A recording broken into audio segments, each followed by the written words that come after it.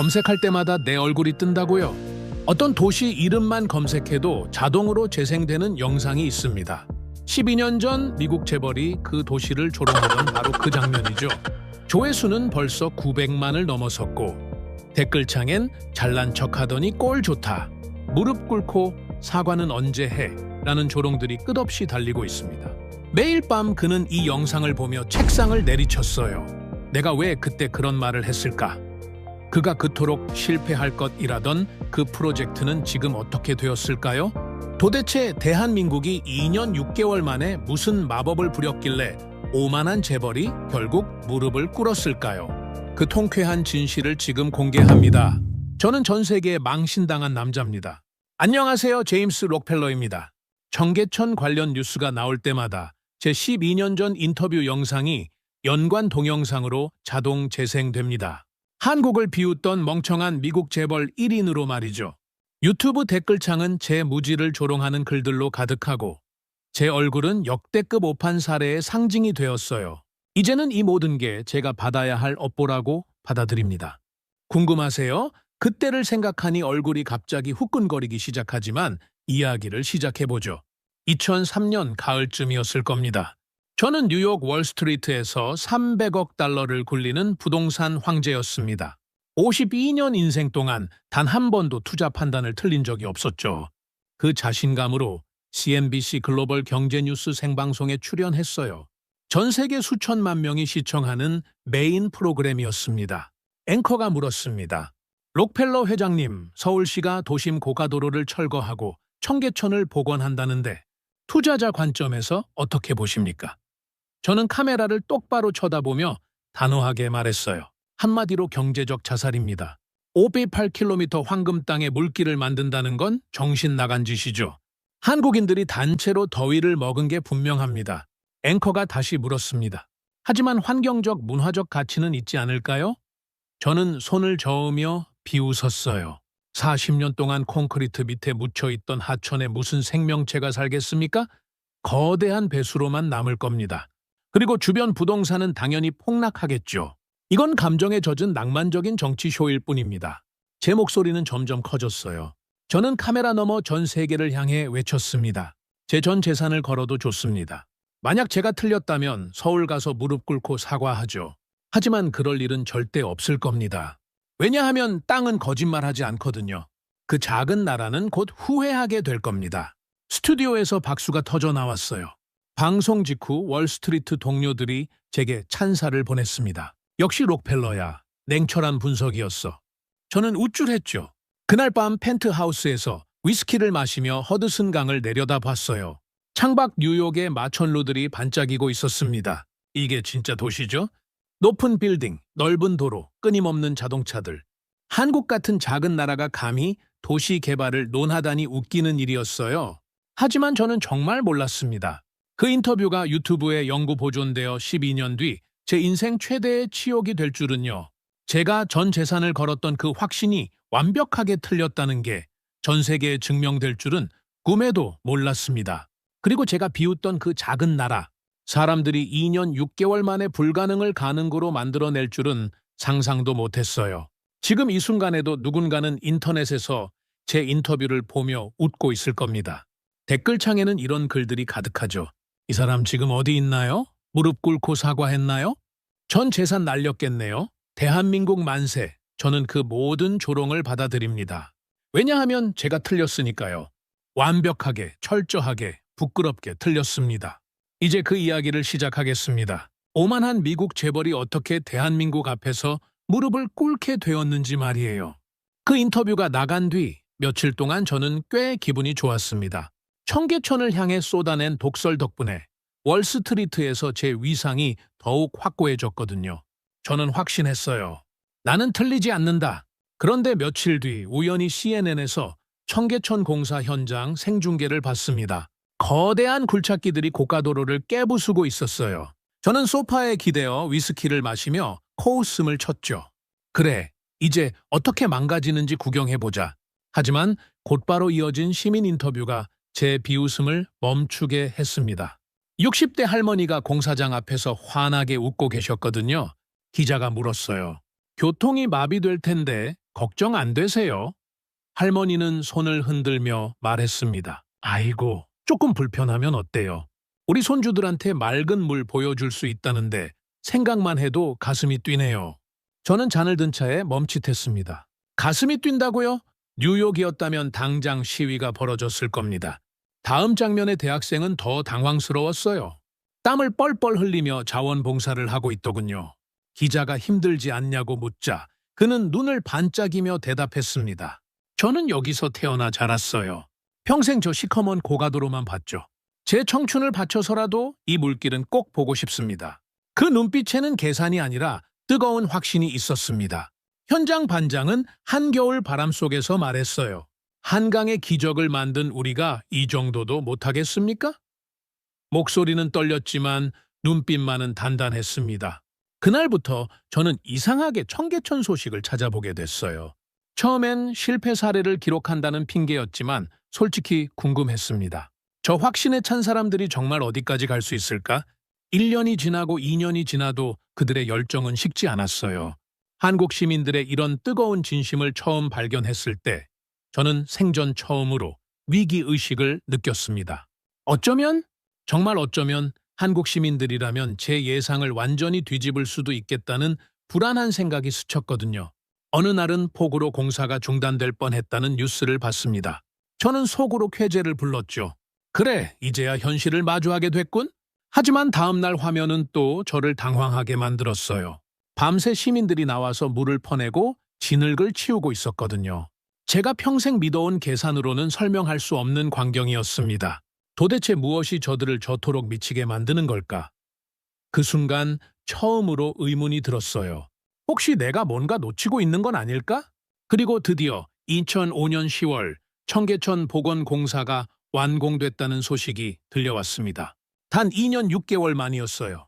저는 보고서를 받아들고 멍하니 날짜를 확인했습니다. 전 세계 토목공학의 상식을 뒤엎는 초고속 완공이었죠.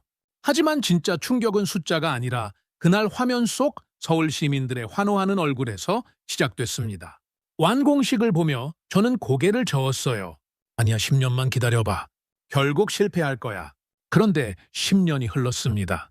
2015년 어느 날 비서가 창백한 얼굴로 들어왔어요. 회장님, 큰일 났습니다. 지금 인터넷이 난리예요. 태블릿 화면을 보는 순간 저는 뒷목을 잡았습니다. 제 12년 전 인터뷰가 유튜브 1위에 올라 있었거든요. 제목이 가관이었어요. 한국 무시하던 미국 재벌의 역대급 망건집. 조회수는 벌써 900만을 넘었고 댓글이 실시간으로 폭증하고 있었습니다. 잘난 척하더니 꼴 좋네요, KK. 전 재산 걸었다면서 아직도 멀쩡히 앉아있네? 한국인들 더위 먹었다며? 지금 더위 먹은 건 당신 같은데? 무릎 꿇고 사과 언제 하시나요? 전 세계가 기다립니다. 대한민국을 무시하면 어떻게 되는지 보여주는 교과서. 저는 얼굴이 화끈거려서 견딜 수가 없었어요. 더 끔찍한 건 데이터였습니다. 누적 방문객 1억 9천만 명으로 센트럴파크를 넘어섰고 생물종은 288종으로 70배 폭증했어요. 부동산은 30% 상승했습니다. 제 예측이 완벽하게 틀렸어요. 월스트리트 모임에서도 지옥이었습니다. 경쟁사 CEO가 와인잔을 들고 다가와 비꼬더군요. 어이 록펠러, 요즘 한국어 공부한다며? 무릎 꿇으려면 배워야지? 주변 사람들이 킬킬대며 웃었어요. 저는 얼굴이 홍당무가 되어 도망치듯 빠져나왔습니다. 집에서도 마찬가지였어요. 대학생 아들이 저를 보더니 말했습니다. 아빠, 경제학 수업에서 아빠 영상 봤어요. 교수님이 오만한 예측 실패 사례로 보여주시더라고요. 친구들이 다 알아요. 저는 할 말을 잃었어요. 아들아, 미안하다. 그날 밤 혼자 사무실에서 그 영상을 다시 봤습니다. 화면 속 제가 너무 거만해 보였어요. 그 작은 나라가 곧 후회할 겁니다. 제 목소리가 귀를 때렸죠. 저는 책상을 주먹으로 내리쳤습니다. 쾅! 펜홀더가 날아가고 서류들이 흩어졌어요. 왜 그랬을까? 한국인들의 확신에 찬 눈빛을 봤으면서도 2년 반 동안의 열정을 봤으면서도 끝까지 비웃었어요. 그리고 지금 그 대가를 톡톡히 치르고 있습니다. 비서가 조심스럽게 물었어요. 회장님, 서울 투자건은 어떻게 하시겠습니까? 저는 한참을 침묵하다 말했습니다. 항공편 예약해. 내가 직접 가봐야겠어. 정말 가시는 겁니까? 저는 고개를 끄덕였어요. 12년 전 전 세계 앞에서 한 약속이 있어. 틀렸으면 무릎 꿇고 사과하겠다고 했지. 이제 그 약속을 지킬 때야. 한국이라는 나라가 도대체 뭘까? 불가능을 기적으로 만들고 오만한 나를 전 세계적 조롱거리로 만든 이 힘은 어디서 나오는 걸까? 곧 제가 직접 그 답을 확인하러 갑니다. 2015년 4월 인천공항에 내리는 순간부터 공기가 달랐습니다. 저는 선글라스를 쓰고 택시에 올랐어요. 혹시라도 누가 알아볼까봐 모자까지 푹 눌렀었죠. 택시 기사가 영어로 물었습니다. 어디 가세요? 청계천이요. 기사는 환하게 웃더군요. 아, 관광객이시구나. 우리 자랑거리죠. 저는 아무 말도 못하고 창밖만 바라봤어요. 자랑거리라는 말이 가슴에 꽂혔습니다. 택시가 청계광장 앞에 멈췄습니다. 저는 천천히 차에서 내렸어요. 그리고 그 자리에서 완전히 얼어붙었습니다. 이게? 진짜라고! 거대한 빌딩 숲 사이로 맑은 물이 흐르고 있었습니다. 햇빛이 수면에 반사되어 은빛으로 반짝였어요. 물속을 들여다보니 바닥의 자갈까지 선명하게 보였습니다. 이건 진짜 1급수였어요. 40년 동안 콘크리트 밑에 묻혀있던 하천이 이렇게 투명할 수 있다고요? 그 순간 물 위에서 하얀 새 한 마리가 날아올랐습니다. 백로였어요. 도심 한복판에서 야생 백로라니. 저는 숨이 막혔습니다. 뉴욕 맨해튼에서 백로를 본 적이 있나요? 단 한 번도 없습니다. 점심시간이라 직장인들이 산책로를 걸어가고 있었어요. 그들의 표정이 놀라웠습니다. 급하게 뛰어가는 게 아니라 물을 보며 여유롭게 걷고 있었거든요. 누군가는 커피를 들고 물가에 잠깐 멈춰 서서 숨을 고르고 있었습니다. 저는 천천히 산책로로 내려갔어요. 바람이 불 때마다 물결이 일렁이고 그 소리가 차 소음을 뚫고 들렸습니다. 도심 한복판에서 물소리를 듣다니. 벤치에서 할머니가 손주에게 말하는 소리가 들렸습니다. 아가야, 할머니가 어렸을 땐 여기가 시커먼 도로였단다. 하늘도 안 보였어. 근데 지금은 이렇게 예쁘지? 손주가 물었어요. 할머니, 누가 이렇게 만들었어요? 할머니가 웃으며 대답했습니다. 우리 모두가 함께 만든 거야. 저는 그 말을 듣고 가슴이 먹먹해졌어요. 우리 모두가 함께. 12년 전 제가 비웃었던 그 사람들이 정말 해낸 겁니다. 주변 카페들은 사람들로 붐볐어요. 상권이 죽을 거라던 제 예측은 완전히 빗나갔죠. 저는 한 카페에 들어가 창가에 앉았습니다. 청계천이 한눈에 보이는 자리였어요.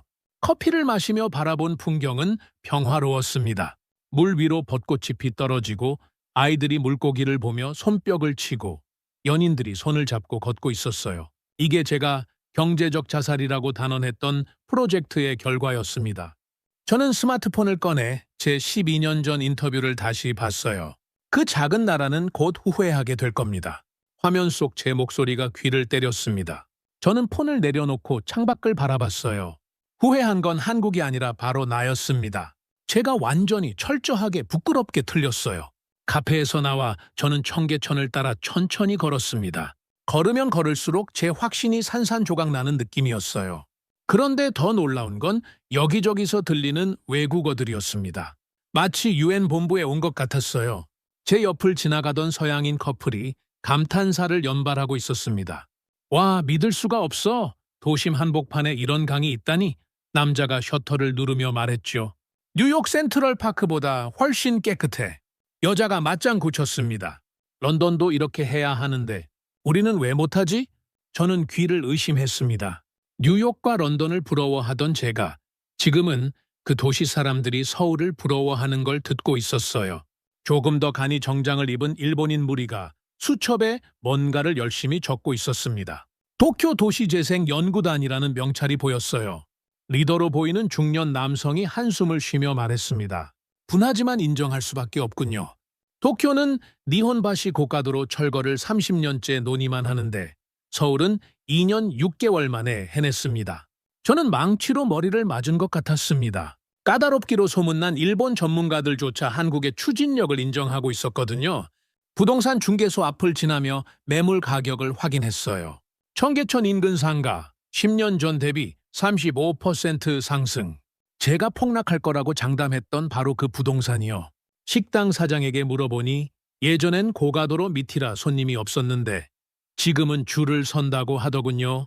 청계천 안내판에는 방명록이 붙어 있었어요. 파리에서 왔습니다. 당신들의 용기에 박수를 보냅니다. 뉴욕 시민으로서 부럽습니다. 우리도 이런 강을 갖고 싶어요. 베이징 시정부 일동, 서울에서 많은 것을 배우고 갑니다. 저는 방명록을 한 장씩 넘기며 중얼거렸습니다. 뉴욕이 부럽다니, 베이징이 배우러 온다니. 이제는 우리가 한국을 부러워하는 시대가 온 건가? 그때 휴대폰이 진동했습니다. 비서 메시지였어요. 회장님, 프랑스 대통령 연설 보셨습니까? 링크를 눌러보니 마크롱이 청계천 사진을 뒤에 띄우고 말하고 있었습니다. 파리는 서울에서 배워야 합니다. 그들은 과거를 직시하고 용기 있게 고가도로를 철거했습니다. 저는 휴대폰을 꼭 쥐었어요. 불과 12년 전 제가 경제적 자살이라고 조롱했던 그 선택이 이제는 유럽 정상의 입에서 교과서라고 나오는 현실. 웃음이 나올 만큼 아이러니했습니다. 한 한국인 할아버지가 제 옆 벤치에 앉으셨어요. 제가 조심스럽게 물었습니다. 어르신, 이곳이 마음에 드십니까? 할아버지는 껄껄 웃으며 대답하셨어요. 그럼, 좋고 말고. 예전엔 시궁창이었어. 근데 지금은 숨통이 트이잖아. 돈이 다가 아니야? 사람이 살아야 돈도 있는 거지. 사람이 살아야 돈도 있다. 그 한마디가 제 가슴을 후벼 팠습니다. 저는 숫자만 봤지 사람을 보지 못했어요. 하지만 한국은 사람을 위해 결단했고 결국 사람과 돈을 모두 얻었습니다. 제 계산기는 완전히 틀렸어요. 한국인들은 제가 모르는 진심이라는 변수를 가지고 있었으니까요. 해 질 무렵 저는 청계광장 벤치에 다시 앉았습니다. 조명이 하나둘 켜지기 시작했어요. 은은한 불빛이 물 위로 흐르고 퇴근길 시민들이 삼삼오오 모여들었습니다. 낮과는 또 다른 평화로운 풍경이었어요. 제 옆에 70대쯤 되어 보이는 할아버지가 어린 손주의 손을 잡고 앉으셨습니다. 표정이 참 온화하셨어요. 손주가 물었습니다. 할아버지, 옛날엔 여기가 어땠어요? 할아버지는 먼 곳을 응시하며 천천히 말씀하셨어요. 아가야, 여긴 시커먼 도로였단다. 매연 때문에 숨도 못 쉬었지. 하루 종일 찻소리만 들렸어. 하늘도 안 보였단다. 손주가 눈을 동그랗게 뜨고 물었어요. 그럼 왜 다시 물을 만들었어요? 돈도 많이 들었을 텐데요. 할아버지는 손주의 머리를 쓰다듬으며 웃으셨습니다. 돈보다 중요한 게 있으니까 우리가 편하자고 자연을 덮어버리면 나중에 너희들이 숨 쉴 곳이 없어지잖니. 조금 불편해도 참고 돈이 들어도 고쳐야지. 그게 어른들이 할 일이야. 저는 그 말을 듣고 숨이 턱 막혔습니다. 돈보다 중요한 게 있다. 후손들이 숨 쉴 곳을 위해 불편을 감수한다. 제가 평생 믿어온 월스트리트의 논리로는 도저히 이해할 수 없는 말이었거든요. 우리는 당장의 이익, 효율, 수익률만 따졌으니까요. 하지만 한국인들은 달랐습니다. 그들은 땅을 돈벌이 수단이 아니라 생명으로, 후손에게 물려줄 유산으로 보고 있었어요. 제가 경제적 자살이라고 비웃었던 그 결정이 사실은 가장 위대한 투자였던 겁니다. 그때 청계천 물 위로 등불 축제가 시작됐습니다. 수천 개의 등불이 물길을 따라 흘러갔어요. 시민들의 소원이 적혀 있었습니다. 가족 건강, 취업 성공, 평화 통일. 소박하지만 간절한 소망들이 빛나고 있었죠. 저는 그 불빛들을 보며 깨달았습니다. 제가 비웃었던 건 낭만적인 정치쇼가 아니라 한국인들의 간절한 염원이었어요. 더 나은 세상을 만들겠다는 의지였습니다. 저는 수첩을 꺼내 떨리는 손으로 적었어요. 미국은 돈을 벌기 위해 도시를 만들지만 한국은 사람을 살리기 위해 도시를 고친다. 이 한 문장이 제 52년 인생을 부끄럽게 만들었습니다. 할아버지가 주머니에서 낡은 지갑을 꺼내 손주에게 아이스크림을 사주러 가시는 뒷모습을 보며 저는 눈시울이 뜨거워졌어요. 저분들은 가난했던 시절 허리띠를 졸라매고 한강의 기적을 만들었습니다. 그리고 이제는 그 기적 위에 생명을 심고 계셨어요. 제임스 록펠러, 너는 정말 바보였구나. 돈으로 살 수 없는 가치를 모르는 천치였어. 저는 고개를 숙이고 한참을 울었습니다. 지나가던 사람들이 이상하게 쳐다봤지만 상관없었어요. 제 오만함이 씻겨 내려가는 기분이었으니까요. 비서에게 문자를 보냈습니다. 내일 일정 다 취소해. 뉴욕으로 돌아가기 전에 해야 할 일이 있어. 비서가 놀라서 물었죠. 무슨 일이십니까? 저는 짧게 답했습니다. 약속을 지켜야지. 12년 전 전 세계 앞에서 한 그 약속 말이야. 서울에서 3일을 보낸 뒤 저는 뉴욕으로 돌아왔습니다. 하지만 예전의 제가 아니었어요. 공항에서 나오는 순간부터 뉴욕의 거리가 답답하게 느껴졌습니다. 회색빛 콘크리트, 매캐한 매연, 쉴 틈 없이 달리는 차들. 예전엔 이게 진짜 도시라고 생각했는데 이제는 숨 막히는 감옥처럼 보였어요. 비서가 일정을 물었습니다. 회장님, 다음 주 투자자 회의 준비하시겠습니까? 저는 고개를 저었어요. 아니, 그 전에 먼저 할 일이 있어. CNBC에 연락해. 12년 전 그 프로그램 똑같은 시간대에 다시 출연하고 싶다고 전해줘. 비서가 놀란 표정으로 물었습니다. 정말 하시는 겁니까? 전 세계가 지켜볼 텐데요. 저는 단호하게 대답했죠. 그래서 하는 거야. 12년 전 전 세계 앞에서 만건을 했으니 똑같이 전 세계 앞에서 사과해야지. 일주일 뒤 저는 다시 CNBC 스튜디오에 섰습니다. 12년 전 그날과 똑같은 자리였어요. 하지만 제 마음은 완전히 달랐습니다. 오만함 대신 겸손함이, 확신 대신 부끄러움이 가득했어요. 생방송 신호가 켜졌습니다. 앵커가 말했어요. 오늘은 특별한 손님을 모셨습니다. 12년 전 이 자리에서 서울 청계천 복원을 경제적 자살이라고 평가했던 제임스 록펠러 회장입니다. 회장님, 오늘은 무슨 말씀을 하러 오셨습니까? 저는 깊게 숨을 들이마셨습니다. 그리고 카메라를 똑바로 쳐다보며 말했어요. 저는 오늘 전 세계 앞에서 공식적으로 사과하러 왔습니다. 12년 전 이 자리에서 저는 대한민국과 청계천 프로젝트를 조롱했습니다. 경제적 자살이라고, 한국인들이 더위를 먹었다고, 그 작은 나라가 곧 후회할 거라고 말했죠. 스튜디오가 조용해졌습니다. 저는 계속 말했어요. 하지만 제가 완전히 틀렸습니다. 청계천은 10년간 1억 9천만 명이 방문한 세계적 명소가 되었습니다. 뉴욕 센트럴파크를 넘어섰어요. 생물종은 288종으로 70배 증가했고 부동산은 30% 상승했습니다. 제가 폭락할 거라던 예측은 완벽하게 빗나갔어요. 앵커가 물었습니다. 직접 다녀오셨다고 들었습니다. 어땠습니까? 저는 잠시 말을 멈췄어요. 눈시울이 뜨거워졌거든요. 충격이었습니다. 도심 한복판에서 백로가 날고 1급수 물이 흐르고 시민들이 여유롭게 산책하는 모습을 보며 저는 깨달았어요. 제가 평생 돈만 받지 사람을 보지 못했다는 걸요. 제 목소리가 떨렸습니다. 한국인들은 돈보다 후손을 생각했습니다. 당장의 이익보다 미래를 선택했어요. 그리고 결국 사람과 돈을 모두 얻었습니다. 저는 그들에게 배웠습니다. 진정한 선진국은 빌딩 높이가 아니라 시민의 행복으로 결정된다는 것을요. 앵커가 다시 물었습니다. 12년 전 재산을 걸어도 좋다고 하셨는데요. 저는 쓴웃음을 지었어요. 네, 제가 졌습니다. 완벽하게요. 그리고 12년 전 약속대로 저는 이제 무릎을 꿇겠습니다. 저는 천천히 의자에서 일어났습니다. 그리고 카메라 앞에서 무릎을 꿇었어요. 스튜디오가 술렁였습니다. 앵커도 당황한 표정이었죠. 하지만 저는 고개를 숙이고 말했습니다. 대한민국 국민 여러분, 진심으로 사과드립니다. 제 오만함으로 여러분을 모욕했습니다. 하지만 여러분은 불가능을 가능으로 만들며 제게 가장 큰 교훈을 주셨어요. 감사합니다. 그리고 존경합니다. 저는 한참을 그 자리에 무릎 꿇은 차에 있었습니다. 생방송 카메라가 제 모습을 전 세계로 내보내고 있었어요. 부끄러웠지만 후회는 없었습니다. 이게 제가 해야 할 일이었으니까요. 방송이 끝난 뒤 휴대폰이 폭발했습니다. 전 세계 언론이 보도하고 있었어요. 오만한 미국 재벌, 한국 앞에 무릎, 청계천의 기적, 록펠러의 참회. 유튜브 조회수는 실시간으로 1000만을 넘어섰습니다. 댓글창은 이번엔 달랐어요. 진정성 있는 사과다. 용기 있는 모습이다. 대한민국의 위대함을 인정한 그에게 박수를. 저는 그 댓글들을 보며 조용히 미소 지었습니다. 이제야 조금은 떳떳해진 기분이었어요. 그 방송 이후 제 인생은 완전히 바뀌었습니다. 전 세계 도시 시장들이 연락해 왔거든요. 런던 시장이 물었습니다. 록펠러, 자네가 무릎 꿇을 정도면 진짜 대단한가 봐? 우리 템스강도 그렇게 할 수 있을까? 파리 시장은 직접 찾아와서 말했어요. 세강을 청계천처럼 만들고 싶네. 도와주게. 저는 웃으며 대답했습니다. 제가 도울 게 아닙니다. 서울로 가세요. 거기 정답이 있어요. 저는 뉴욕의 청계천 모델 연구소를 설립했습니다. 50억 달러를 투자했어요. 목표는 하나였습니다. 청계천의 지혜를 전 세계에 알리는 거였죠. 첫 번째 성과가 나왔을 때 저는 깜짝 놀랐어요.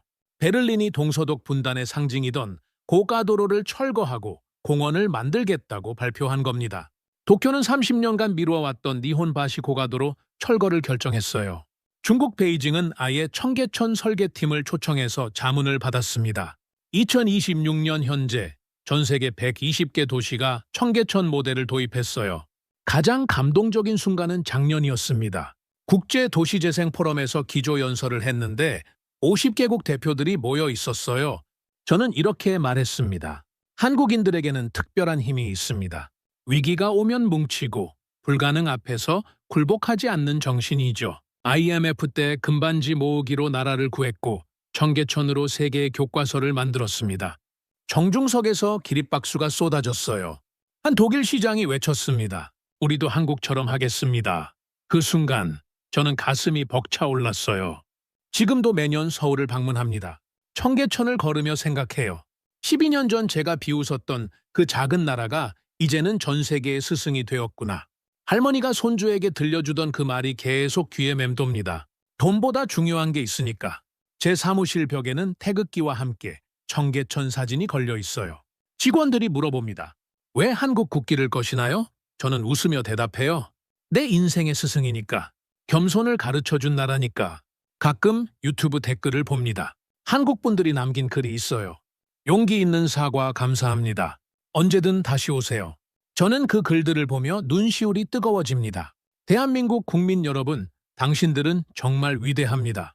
좁은 땅이지만 넓은 가슴을 가졌고 자원은 없지만 사람이라는 최고의 보물을 가졌어요. 세계가 당신들을 주목하고 있습니다. 청계천을 보라고 말하고 있어요. 마지막으로 한마디만 하겠습니다. 12년 전 제가 한 말 중 하나는 맞았어요. 땅은 거짓말하지 않는다는 거요. 대한민국이라는 땅은 정직했습니다. 흘린 땀만큼 쏟은 열정만큼 정직하게 보답했으니까요. 대한민국 만세! 이 위대한 나라가 영원히 빛나기를 기도합니다.